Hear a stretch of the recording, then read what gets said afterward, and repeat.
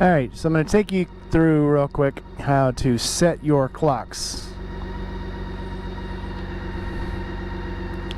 So using our menu button, go down to time, push in, and then roll it out to whatever time it is, then pull out. Pull out one more time, and we are set.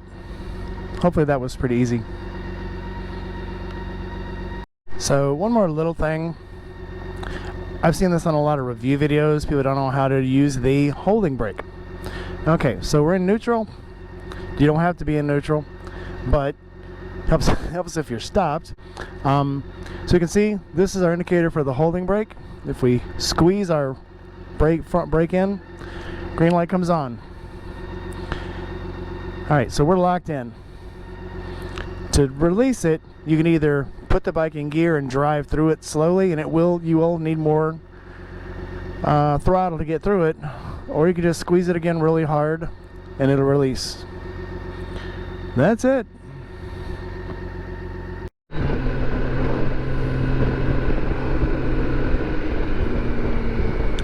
So we are on our way to give blood today. It's a gorgeous day. Let's see, in the last 3 weeks I've had rain, snow,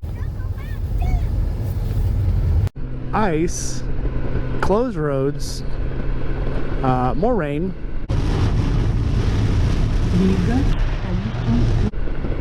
and then took a trip to Florida where it was like 80 degrees every day and gorgeous.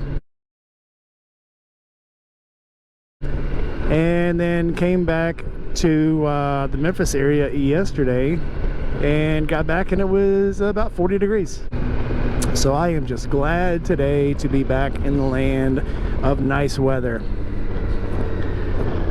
where it's not too hot, not too cold, and if it is too hot you can turn on the air, and if it's too cold you can turn on some heat and put on some clothes. So So heading for some blood today. That's not a drive or anything, it's just something I do. Every 2 months I get blood.